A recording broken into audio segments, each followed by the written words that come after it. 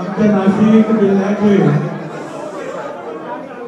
राष्ट्रवादी काँग्रेस पक्षाचे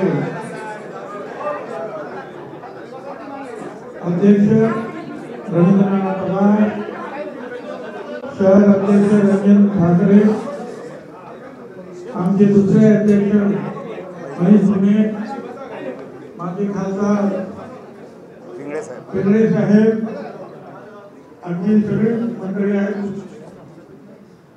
सगळ्यांची नाव घेता येण्याची शक्ती आमच्या महिला आघाडीच्या प्रमुख आहेत प्रेरणा बलकवडे, योगिताताई आणि इतर सर्व महिला भगिनी आणि सर्व बांधवांना. ते खरं आहे की तुम्हाला आनंद होणं आणि सर्व जिल्हाध्यक्ष, सर्व प्रांताध्यक्ष, सर्व महिला अध्यक्ष, सर्व तालुका अध्यक्ष, सर्व गाव अध्यक्ष,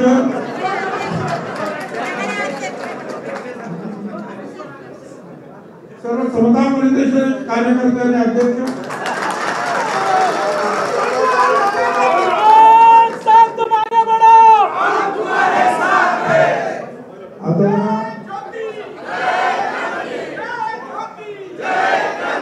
अभी जरा मैं आगे बढ़ता हूँ, आप जरा चुप रहिए. तर बांधवांनो, हे नेमो आणि राष्ट्रवादी काँग्रेस पक्षाच्या सर्व वेगवेगळ्या फ्रंटलचे सगळे प्रमुख,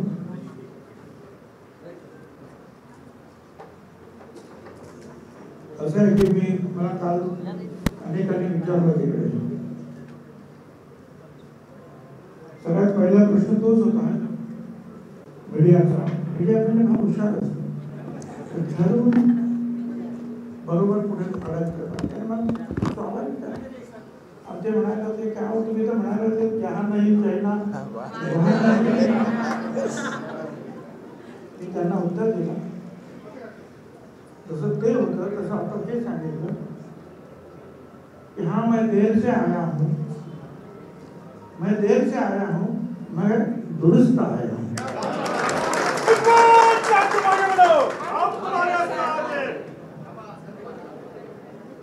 अनेकांनी आपल्या इकडच्या जवळपासच्या अनेकच्या लोकांनी ज्यांना आमच्याबद्दल प्रेम कमी आहे म्हणावं किंवा राग जास्त आहे म्हणावं, त्यांनी खूप प्रयत्न सुद्धा केले. पहिल्यापासून प्रयत्न करत आहे. ठीक आहे काय, तो प्रयत्न करायला प्रत्येकाचा अधिकार आहे. कोण मदत करेल, कोण विरोध करेल, पार्टीमध्ये चालेल. तर बाहेरचे लोक सुद्धा होते, ज्याला थांबवलं बरं होतं. म्हटलं मुद्दई लाख गुणाचा आहे तो क्या होता है, वही होता है जो मंजूर. आज मेरे खुदा तो सब आप ही लोग है भाई. सगळ्या भुजबळाचं भूज बळ जे आहे हे तुमचं सगळ्यांचं बळ जे आहे तेच आमचं बळ आहे. तुम्ही आमच्यावर अनेक वर्षापासून प्रेम केलेलं आहे, माया केलेली आहे, साथ दिलेली आहे. खरं म्हणजे मी जन्माला नाशिकला आलो, 2 वर्षाचा असताना मुंबईला गेलो आणि तिथेच मग तुम्हाला माहिती आहे शिक्षण तिथे झालं, म्युन्सिपाल्टीमध्ये होता ना. पण मग शिवसेनेतून नगरसेवक झालो, महापौर झालो, महापौर असताना आमदार झालो 2 वेळा. आणि मग पवार साहेबांबरोबर नंतर मग काँग्रेसमध्ये गेलो, काँग्रेसचा विरोधी पक्ष नेता झालो. त्यावेळेला शिवसेनेचा मुख्यमंत्री होता, मग मुख्यमंत्री होते पहिल्यांदा मनोहर जोशी आणि नंतर राणे होते.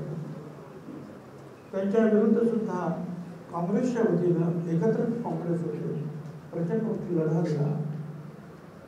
सगळ्यांना माहिती आहे की that was also one man army. आणि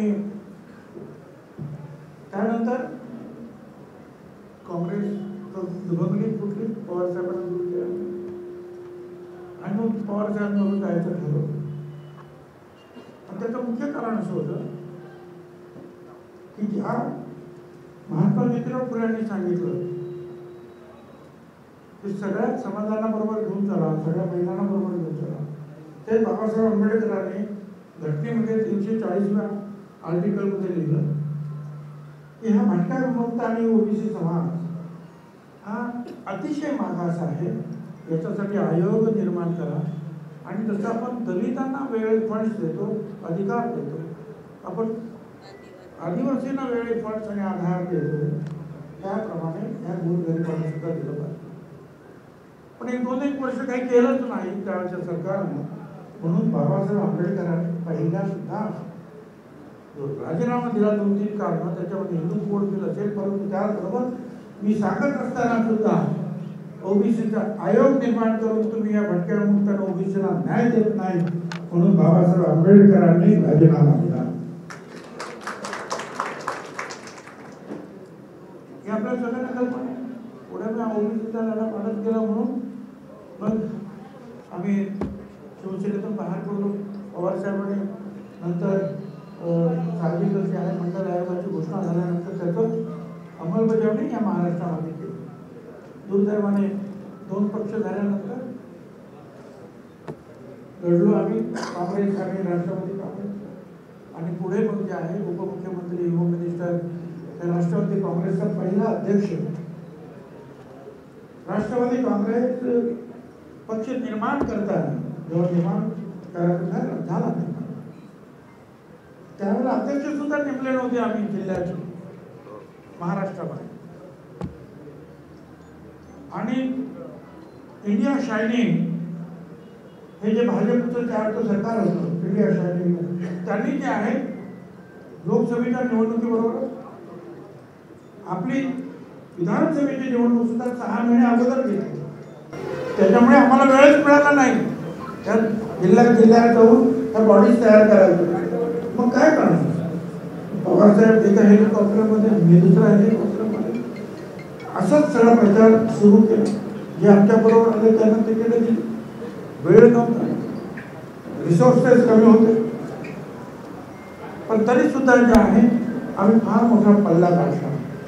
आणि 2 काँग्रेस वेगवेगळं झाल्यानंतर सुद्धा शिवसेना बीजेपीचं सरकारच्या विरुद्ध जनादेश केला.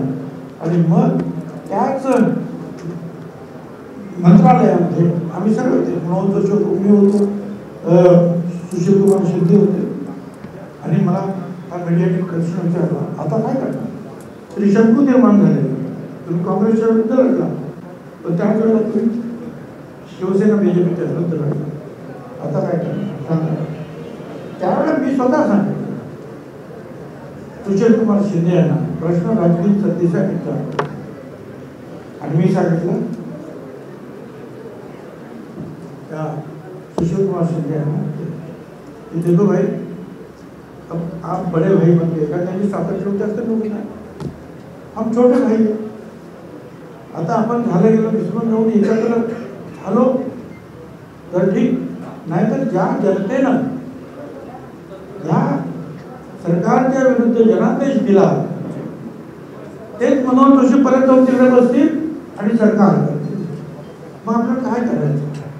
जनादेश त्यांच्या विरुद्ध गेलेला आहे, लक्षात ठेवा. वेगवेगळे लढून सुद्धा, एकमेकाला पाडून सुद्धा आपली संख्या त्यांच्यापेक्षा जास्त होती. आणि मग तिथे मग चर्चा सुरू झाली आणि सरकार बनलं. राष्ट्रवादीचा पहिला अध्यक्ष मीच होतो, प्रांताध्यक्ष पवारसाहेब अध्यक्ष होते. आणि मंत्री त्यांचे जास्त होते म्हणून विलासराव मुख्यमंत्री आणि सार्वजनिक मी उपमुख्यमंत्री म्हणून. ही अशी एकूण परिस्थिती आहे. मी एक सरळ का सांगितलं की राष्ट्रवादी जे काँग्रेसच्या वेळेला सुद्धा विरोधी पक्ष नेता काँग्रेसचा म्हणून मी लढलो, माझ्या घरावर हल्ला झाला, अनेक गोष्टी घडल्या त्यावेळेला. मरता कदाचित वाचू असं म्हणायला हरकत नाही. आणि या सगळ्याचा परिणाम काँग्रेस 2 भाग झाल्यानंतर सुद्धा लोकांनी त्यांच्या विरुद्ध मतदान केलं सरकारच्या विरुद्ध. आणि मग हा सगळं पक्ष बांधणीसाठी काम करावं. मी जर सांगितलं याच्यासाठी की एखादा मनुष्य आपलं जेव्हा घर बांधायला घेतात काही लोक, तेव्हा त्याच्याबरोबर एक काम करतो, पवार साहेबांच्या नेतृत्वाखाली आम्ही घर बांधायचं ठरवलं. मी सुद्धा डोंबी काम केलं असेल का सुतार काम केलं असेल का तिथं काहीतरी कुली काम केलं असेल, पण हे घर आम्ही बांधलं. त्यामुळे त्या घरामध्ये, आपल्याच घरामध्ये ज्या वेळा थोडंच आपल्यावर असं वाटतं की कुठेतरी अन्याय होतो, त्यावेळेला मनाला दुःख, खंत वाटते. माझी खंत ती तशी होती. अर्थात काही लोक आहेत ते ऐन वेळेला घरामध्ये जे आहेत, काही थोड्या वेळासाठी येतात, त्या घरात जातात, त्या घरात जातात, त्या घरात जातात, त्यांना ते दुःख कळणार नाही. घर बांधण्यामध्ये त्यांचा अधिक वाटा आहे, त्यांना जे दुःख कळत होतं, त्यांना इतरांचं काय दुःख कळतं, त्यांचं याचं चालू असते इकडे. त्यामुळे जे लोक म्हणतात की तुम्ही काय रागवला, काय वाईट वाटलं तुम्हाला, त्याचं कारण हे थोडीशी खंत म्हणावं. परंतु नंतर राष्ट्रवादीचे राष्ट्रीय अध्यक्ष अजितदादा पवार, प्रांताध्यक्ष गडकरीजी, कार्याध्यक्ष प्रफुल्लभाई आणि या सगळ्यांनी जे आहे ठरवलं की नाही त्यात दुरुस्त व्हायला पाहिजे. आणि मागच्याच मंगळवारी, या नाही मागच्याच मंगळवारी आमची मिटिंग झाली 4-5 लोकांची, आणि त्याच्यामध्ये ठरलं की तुम्हाला मंत्रिपदाची शपथ घ्यायची. त्याच्यानंतर मी नाशिकमध्ये आले, एवढ्याला गेलो, जाहीर सभा झाल्या. आता पुढे मी वाच्यता केली नाही, मला कळूच दिलं नाही, कुणालाच कळलं नाही. माझ्याबरोबर जे BA वगैरे त्यांना कोणालाच कळलं, फक्त सगळे लोक वगैरे नव्हतं. आणि अर्थातच त्याच्यामध्ये जे आहे पहिल्यापासून ते मानलंच पाहिजे की मोदी साहेब असतील किंवा अमित शहा असतील, त्यांनी सुद्धा त्यावेळेस सांगितलं की दुरुस्त करायला पाहिजे. फडणवीस साहेबांनी सुद्धा त्याच्यामध्ये चांगला भाग घेतला. आणि नंतर आमचे जे लोक जे होते त्यांनी ठरवलं की नाही भुजबळांना घ्यायचं, काही राग दुसरे कोणाच्या असेल ते दूर करण्याचा प्रयत्न त्यांनी केला.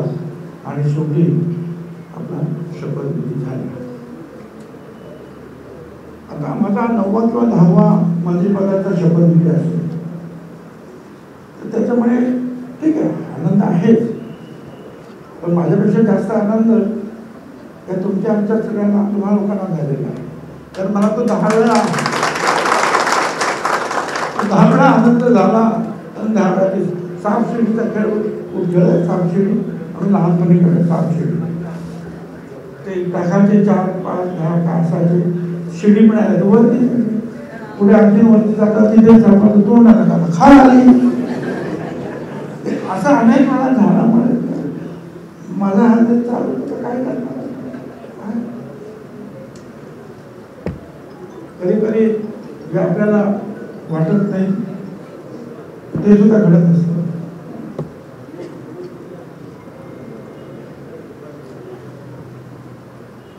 जो ख्वाबों में देखते हैं, जो ख्वाबों में देखते हैं वो हकीकत में कहाँ, और जो जिंदगी सिखा रही है वो किताबों में कहाँ.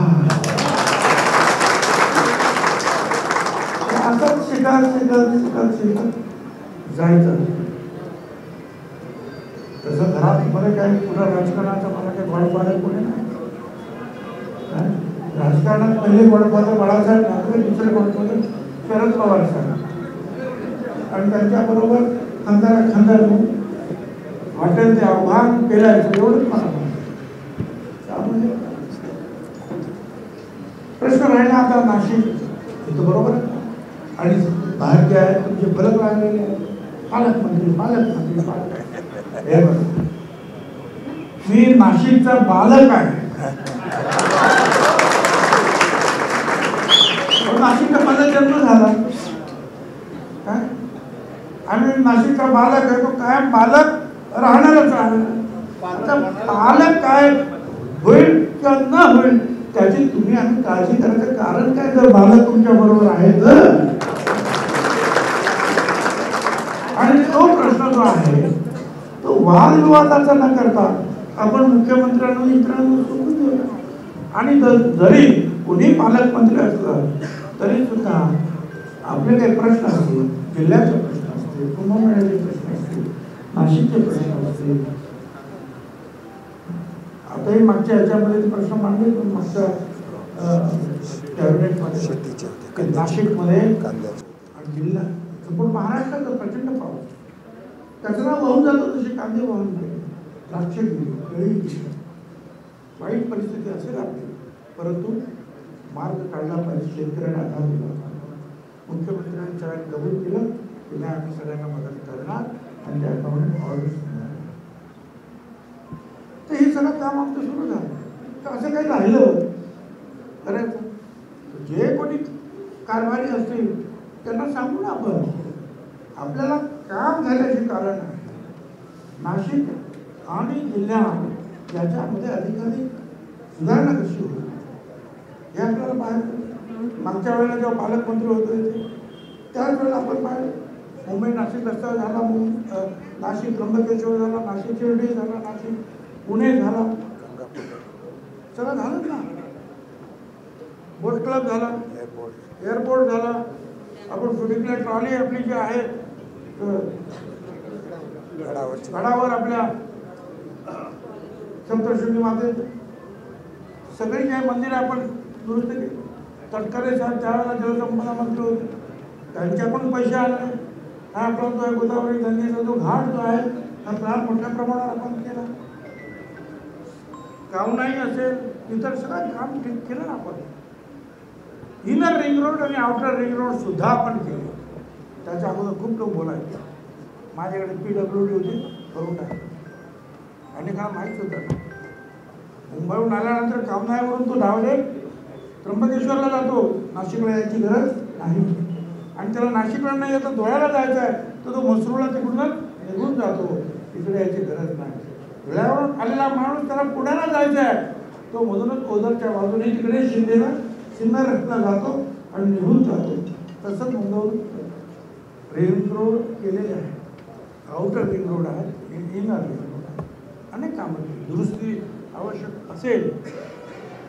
परंतु ह्या शहरामध्ये, ह्या जिल्ह्यामध्ये अनेक टाउन प्लॅनर आहेत, अनेक आर्किटेक्ट्स आहेत, अनेक त्याचा अभ्यास करणारे लोक आहेत.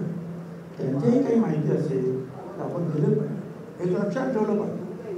10,000 कोटी 15,000 कोटी, अरे आता डोक्यावर आला कुंभमेळा, कुठे खर्च करतो, कोण पैसे देणार आणि कधी होणार तुमचं हे बाकीचं काम.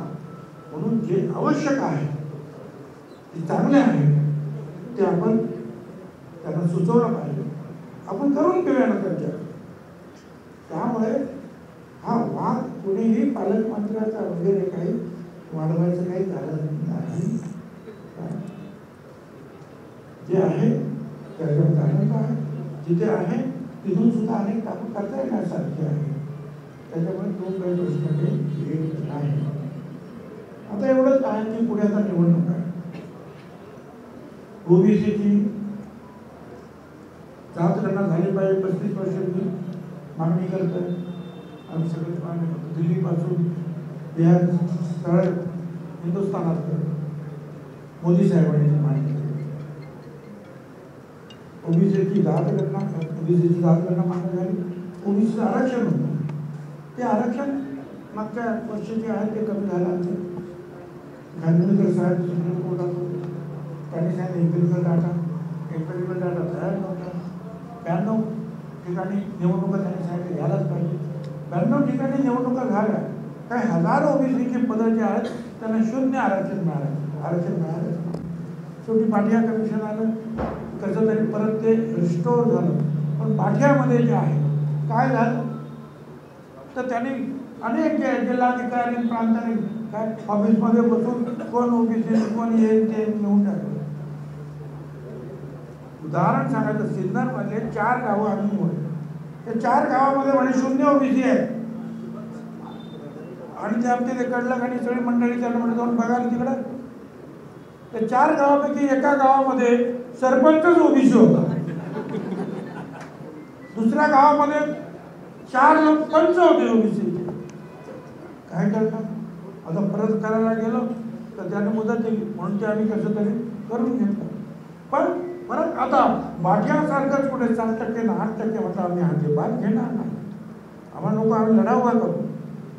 सुप्रीम कोर्टात केस होती, आपण मोठे वकील दिले, समीर भाऊ, महेश झगडे, ससाणे, ते 2 दिवस तिकडे जाऊन बसले दिल्लीमध्ये.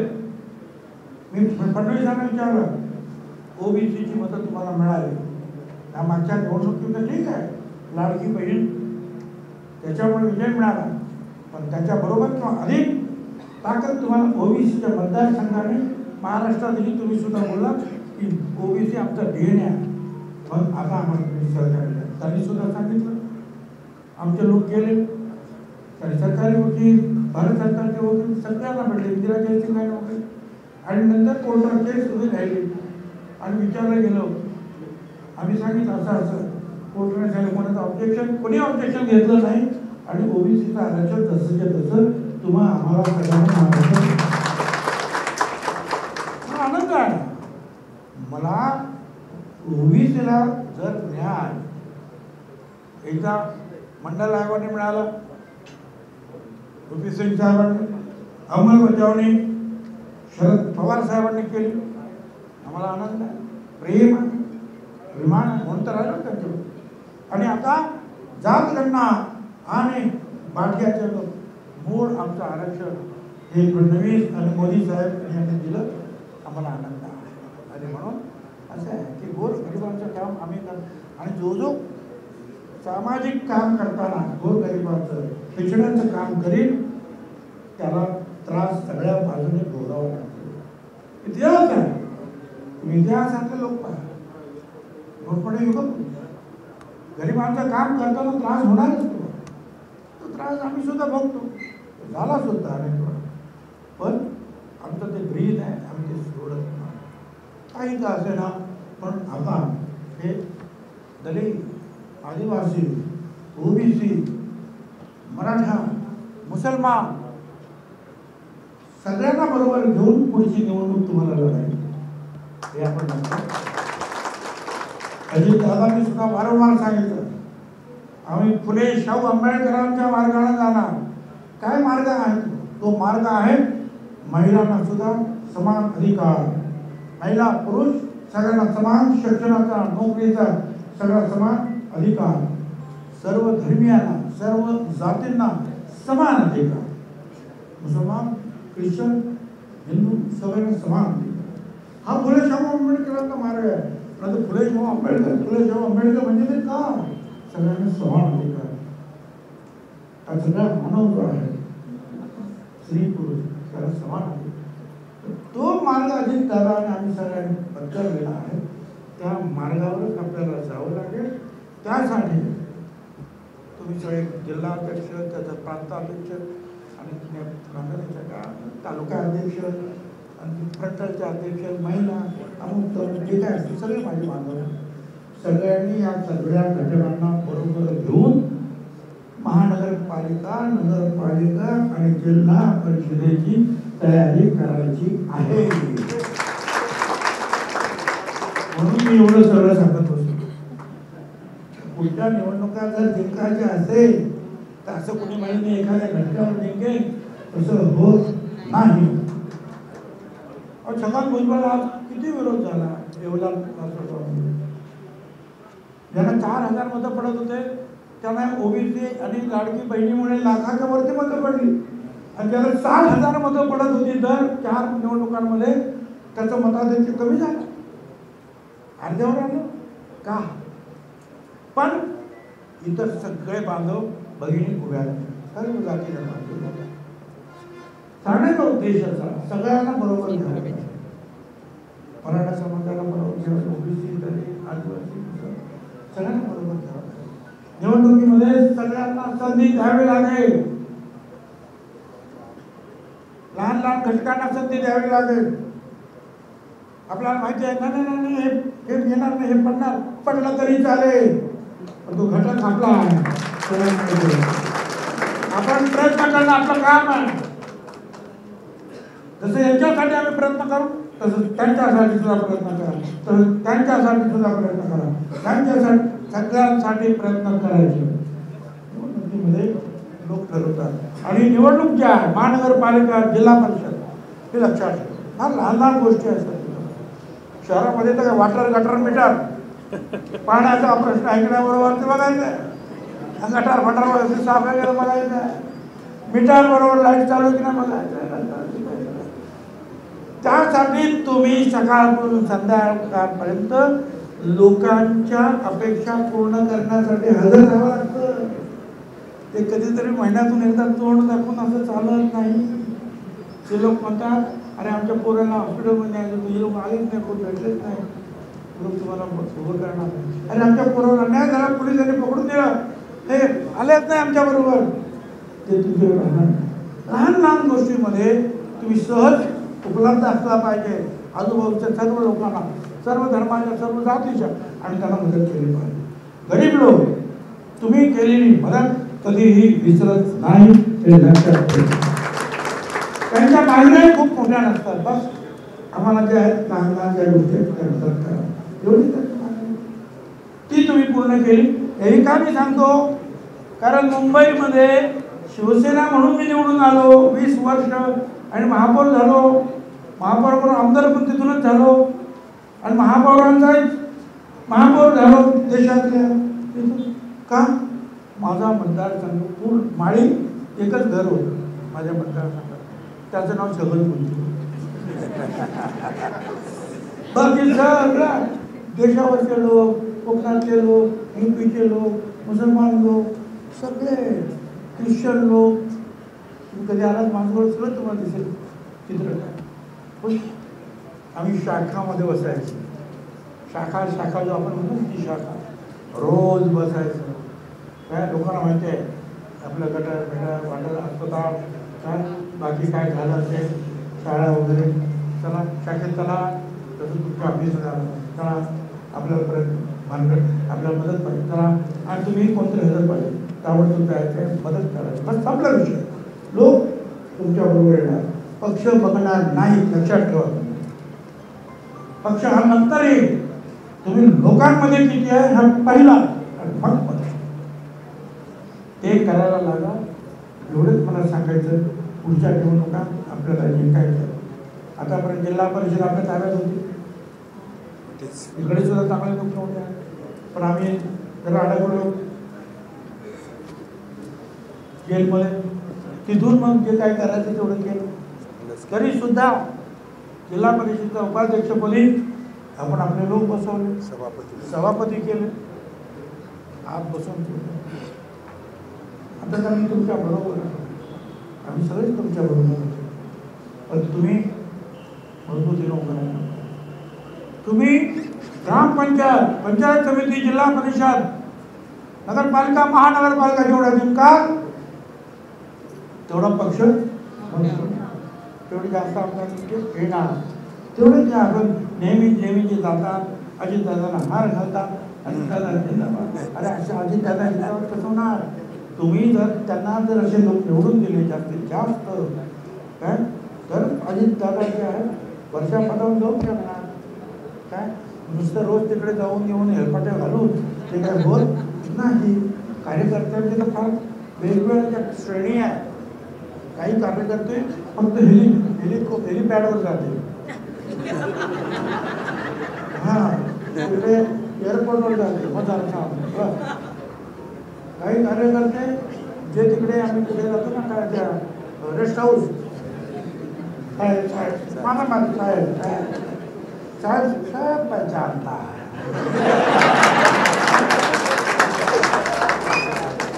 काही उत्तीत चालले तिकडे.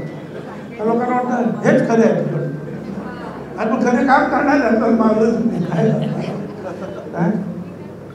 अहो ज्यांनी म्युन्सिपाल्टीला निवडून येत नाही साध्या, त्यांना स्वप्न एकदम दिल्लीची पडते, तर काय करावं. तेच मुंबईला माहीत राहतं काय असं आहे ना. हे काय आम्ही काय माणसं, तुम्ही जे काय सांगाल हे काय सांगेल त्याच्यावरच आम्ही सुद्धा मत बनवतो. त्यांची काय चूक आहे, त्यांची चूक